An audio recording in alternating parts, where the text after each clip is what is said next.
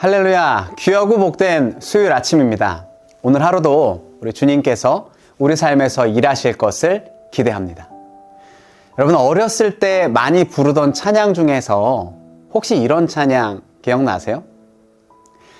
예수님이 말씀하시니 죽은 나사로가 살아났다네. 예수님이 말씀하시니 바디메오가 눈을 떴다네. 예수님 나에게도 말씀하셔서 새롭게 변화시켜 주소서. 아멘. 다들 아시죠? 오늘 이 찬양에 등장하는 한 인물을 나누려고 하는데요, 바로 예수님께서 고쳐주신 바디메오입니다. 오늘 본문의 배경은 이렇습니다. 맹인 바디메오가 길가에 앉아있다가 예수님이 오신다는 소식을 듣고 자리에서 벌떡 일어나 소리치는 장면으로 시작이 돼요. 근데 여러분, 이 바디메오가 어떤 인물인지 살펴볼 필요가 있습니다. 오늘 본문 46절엔 이렇게 기록을 하죠. 디메오의 아들인 맹인 거지 바디메오가, 맹인인데 거지라는 거예요. 단순히 눈먼 자가 아니라 생활고를 겪고 하루를 연명하며 구걸하며 살아가는 맹인인 것을 나타내죠. 그가 처해 있을 상황이 어떤 상황인지 아마 짐작이 되시리라 생각이 됩니다. 그런 그가 나사렛 예수시란 말을 듣고 소리를 질렀다는 거예요. 나사렛 예수시란 말을 듣고 소리질러 이르되 다윗의 자손 예수여 나를 불쌍히 여기소서 하거늘. 이 본문을 읽으실 때 눈치채셨나요? 지금 의도적으로 비교되는 문장이 들어가 있습니다. 바로 나사렛 예수 그리고 다윗의 자손 예수입니다. 사람들은 예수님을 나사렛 예수라고 지칭했습니다. 우리가 잘 아는 것처럼 나사렛이란 말은 비하 단어예요. 그러니까 나사렛에서 어떻게 선한 게 날 수 있겠어? 라는 말처럼 아주 초라하고 이 소박한 동네에서 뭔가 중요한 인물이 날 수 없다는 이 비아냥과 조소의 단어인 거죠. 근데 당시 여리고에 있던 수많은 사람들은 예수님의 능력과 기적을 경험하고 듣기도 했습니다. 그러나 여전히 그들에게 예수라는 인물은 나사렛이란 곳에서 온 조금 독특한 사람쯤으로 여겨졌더라는 거예요. 그러나 적어도 거지 바디메오에게는 달랐다는 겁니다. 그가 어떻게 고백하는가? 다윗의 자손 예수여 라고 말합니다. 여러분, 이 짧은 이 문장 속에는요, 엄청난 믿음의 고백이 포함되어 있어요. 사무엘하 7장 12절과 16절 이하의 내용처럼 이 구약에서는 다윗의 혈통을 통해서 메시아가 올 것을 예언했습니다. 하나님께서 약속하신 왕위를 견고하게 하는 자, 구원자로 예수님이 오심을 지금 예언했다라는 거예요. 이 바디메오는 예수님을 구원자라고 믿었다라는 거죠. 바디메오가 안정적인 환경에서 지금 지속적인 교육과 후원을 받으면서 성장했을까요? 아니라는 거예요. 그가 특별한 신학교 교육을 받았겠습니까? 아닙니다. 그는 사람들의 입술을 통해서 예수님에 대해서 계속 들어왔을 거라는 거예요. 비록 보지는 못했지만, 경험하지는 못했지만 예수님이 행하신 놀라운 일들에 대해서 듣고 그 안에서 예수님이 구원자 되심을 깨달았다라는 거예요. 그런데 두 눈 멀쩡하게 뜬 사람들은 보면서도 몰랐다라는 거예요. 여러분, 그래서 이 깨닫는 것이 은혜입니다. 이제 바디메오에게 기회가 찾아왔습니다. 예수님이 오셨다는 소식을 듣게 된 거죠. 이때 바디메오는 어떤 행동을 하나요? 나사렛 예수시란 말을 듣고 소리질러 이르되 다윗의 자손 예수여 나를 불쌍히 여기소서. 그러나 이런 고백 속에서도 주변의 시선과 태도는 굉장히 냉소적이었습니다. 이 거지 바디메오가 시끄럽게 하자 그를 조용히 시키고 꾸짖기까지 합니다. 그런데 흥미로운 것은요, 그가 아랑곳하지 않고 더 크게 소리쳤다라는 거예요. 48절은 이렇게 기록해요. 많은 사람이 꾸짖어 잠잠하라 하되 그가 더욱 크게 소리질러 이르되 다윗의 자손이여 나를 불쌍히 여기소서 하는지라. 지금 바디메오의 비참한 삶이 어떠했을까? 여러분, 제가 일일이 나열하지 않아도 우리는 예상할 수 있습니다. 평소에 그가 냉대를 받고 무시받고 억압당하고 주눅든 삶을 살았을 거라는 거예요. 그런 그가 타인 앞에서 담대하게 선포하는 건 결단코 쉬운 일은 아니었을 겁니다.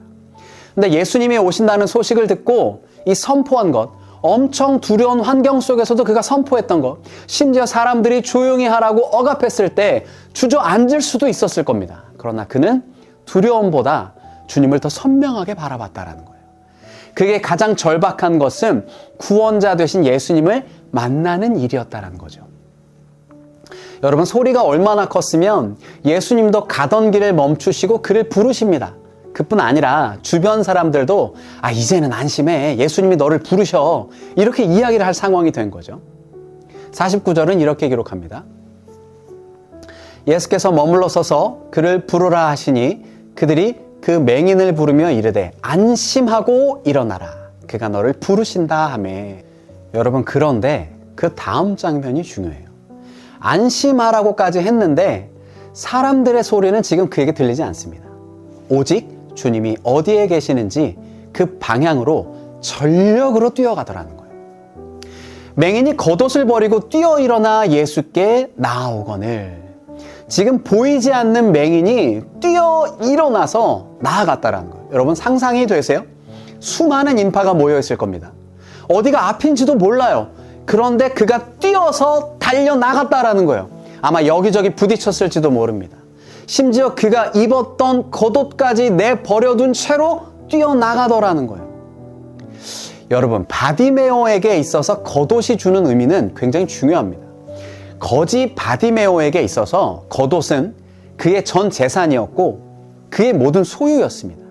아무도 지켜주지 않을 때 그의 몸을 지켜줄 수 있는 유일한 안전장치가 있었더라면 그것은 겉옷이었다라는 거예요. 그런데 그런 겉옷까지 내어버려둔 채로 예수님께로 나아갔습니다. 그는 지금 모든 것을 걸었습니다. 분명한 믿음의 확신을 갖고 전심으로 예수님 앞으로 나온 거죠. 이제 주님께서 그에게 물으십니다. 너에게 무엇 해주기를 원하느냐? 바디메오가 대답하죠. 보기를 원하나이다. 예수님은 이 고백에 어떻게 반응하셨는가? 이렇게 기록합니다. 예수께서 이르시되 가라, 내 믿음이 너를 구원하였느니라. 내 믿음이 너를 구원하였느니라. 예수님께서 하신 말씀을 좀 살펴봅니다. 실제로 고쳐주신 분은 예수님이시죠. 그런데 예수님께서는요, 내 믿음이 너를 구원했다라고 말씀하시는 거예요. 예수님은 지금 바디메오의 믿음에 대해서 칭찬하고 계신 겁니다.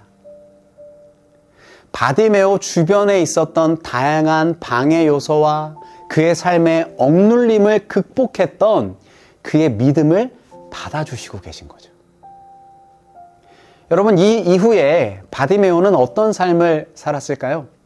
성경에는 그가 어떻게 살아갔다라고 자세히 기록되어 있지 않습니다. 오직 단 한 구절로 설명될 뿐입니다. 52절 하반 부분에 이렇게 기록해요. 그가 곧 보게 되어 예수를 길에서 따르니라. 바디메오는 고침을 받았으니 이제 끝! 눈 고침 받았으니 이제 끝! 그리고 자기가 살던 방식대로 돌아가 다시 거지의 모습으로 살지 않았다라는 거예요. 바디메오는 예수님을 따르기 시작했다라고 기록합니다. 여기서 따른다는 말은 아콜루데오, 함께 같은 길 위에 있다, 동행한다라는 의미가 있어요. 다시 말해서 제자가 스승을 따라가는 것처럼 이제 예수님을 따라가고 예수님의 행적을 쫓는 그런 제자의 삶을 살아갔다는 의미입니다. 여러분, 이것이 복음이에요. 복음을 접했다면, 주님을 만났다면, 구원을 얻게 된 그리스도인이라면 필연적으로 예수님을 따를 수밖에 없더라는 거죠. 복음을 만났다? 그리고 아무 일도 없었다? 이건 말이 안 된다라는 겁니다. 예수님은 바디메오와 같은 믿음을 찾고 계십니다. 사랑하는 꿈의 공동체 여러분, 오늘 우리의 믿음이 어디에 있는지를 좀 생각해 봤으면 합니다. 눈이 보이고 소식도 듣고 경험도 했으면서 여전히 믿음 없는 자들처럼 그 자리에 서 있을 것인가?